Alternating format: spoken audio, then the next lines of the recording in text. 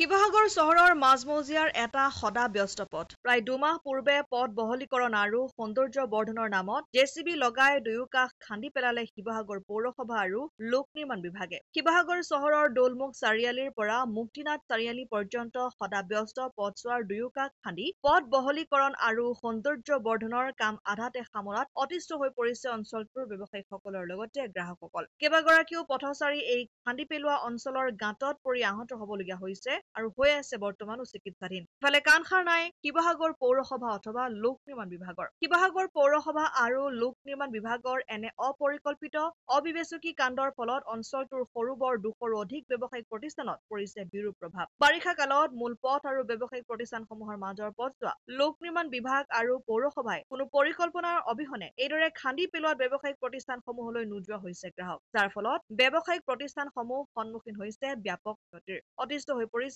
গ্ৰাহক তথা শিৱসাগৰবাসী ৰাইজ। শিৱসাগৰ পৌৰসভা আৰু লোক নিৰ্মাণ বিভাগৰ এনে অবিবেচকী কাণ্ডৰ পৰাই পৰিত্ৰাণ বিচাৰি অতি শীঘ্ৰে পথছোৱাৰ নিৰ্মাণ সম্পূৰ্ণ কৰাৰ দাবী জনাইছে অঞ্চলটোৰ ব্যৱসায়ী তথা শিৱসাগৰবাসী ৰাইজে। একচুৱেলি আমাৰ এই ৰাস্তাটো খান্দি দিয়াৰ পৰা আমাৰ যথেষ্টখিনি অসুবিধা হৈছে। আমাৰ ব্যৱসায় প্ৰতিষ্ঠানতো যথেষ্টখিনি হাম্পাৰ হৈছে আৰু কাষ্টমাৰ আহিব নোৱাৰে। কাষ্টমাৰ আহিলেও বহুত দূৰেদি ঘূৰি যাব লগা হয় আৰু ৰাস্তাটো খান্দি দিয়াৰ পৰা এতিয়ালৈকে বনোৱাৰ কোনো উমঘামেই নাই। তো খান্দি থৈ গ'ল তেওঁলোকে, কিন্তু বনোৱাৰ কোনো উমঘাম নাই। এনেকুৱা ধৰণে হ'লে মানে আমাৰ ব্যৱসায় প্ৰতিষ্ঠান কেনেকৈ চলিব বা গ্ৰাহকসকল কেনেকৈ মাৰ্কেটলৈ আহিব? আজি প্ৰায় ২ মাহেই হৈ গ'ল, এতিয়ালৈকেতো কোনো বনোৱাৰ উমঘাম নাই, মানুহো অহা নাই। খান্দি থৈ গ'ল, মাত্ৰ খান্দি থৈ গ'ল, কোনো ইনফৰমেশ্যন নিদিয়াকৈ এনেকৈ খান্দি থৈ গ'ল, কিন্তু এতিয়ালৈকে বনাবলৈ মেলিবলৈ কোনো অহা নাই। মানে ৰাস্তাটো ধৰক এফালে অহা যোৱা কৰোঁতেতো দুখো পায় কাষ্টমাৰে, তো সেইকাৰণে আহিব নিবিচাৰে। বজাৰ পাতিটো একেবাৰে নাই। আমি আজি ১৫-২০ দিন ধৰি পেলাই কোনো বহনিয়ে নহয়, কাৰণ কাষ্টমাৰ আহিব নিবিচাৰে ন, ভিতৰলৈ সোমাব নিবিচাৰে। PWD বুলিয়েতো গম পাইছোঁ।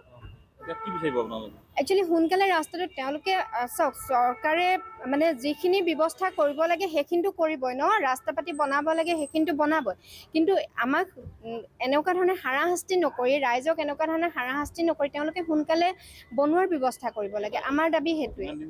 ইমান দিন এটা ৰাস্তা বনাওঁতেতো ইমান দিন নালাগে ন, সোনকালে বনাই মেলি মুঠতে কমপ্লিট কৰি দিব লাগে। আমাৰ দাবী সেইটোৱে হয়। এই অঞ্চলটো কমচে কম ৩০০ ক্ষুদ্ৰ বেপাৰী আছে আৰু এইডোখৰত হাইলি ৰেভিনিউ আৰ্নিং এৰিয়া হয়। এই এদিন মানে ২ মাহমানৰ আগতে আহি পিনি এইটো ইটো ছাইডতো খান্দিয়ে থৈছে, এইটো ছাইড ৯টা বজাত আহি পিনি প্ৰায় খান্দি থৈ গুচি গ'ল। খান্দি থৈ গুচি যোৱাৰ পাছত এতিয়ালৈকে উমগামে নাই, কেতিয়া ৰিপেয়াৰ কৰিব, কি কৰিব আৰু কি কৰিছে আমি এতিয়ালৈকে অৱগত নহয়। আৰু আমাৰ যিখিনি বেপাৰীসকল আছে তেখেতলোকৰ প্ৰায় ২ মাহ দিন হ'ল একো আমদানি নাই, কাষ্টমাৰ আহিবলৈ নিবিচাৰে। কালি পৰহি কাষ্টমাৰৰ এক্সিডেণ্ট হৈছে। আমি ফাৰ্ষ্ট এড কৰি পিনি আমিবিলাকে ফাৰ্ষ্ট এড কৰি পিনি তেখেতলোকক পঠাই দিয়া হৈছে।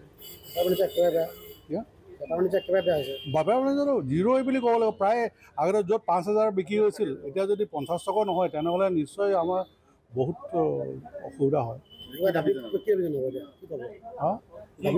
এতিয়া যাৰ কি ডিপাৰ্টমেণ্টে কৰিছে ক'ব নাই, কোনোবাই কৈছে PWD ডিপাৰ্টমেণ্ট, নিশ্চয় তেওঁ অৱহেলা।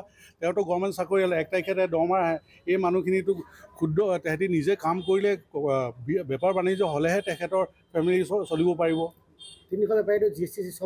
GST দিয়ে, ইনকাম টেক্স দিয়ে, গভৰ্ণমেণ্টৰ হাই ৰেভিনিউ মিউনিচিপেলিটি টেক্স দিয়ে, চব দিয়ে।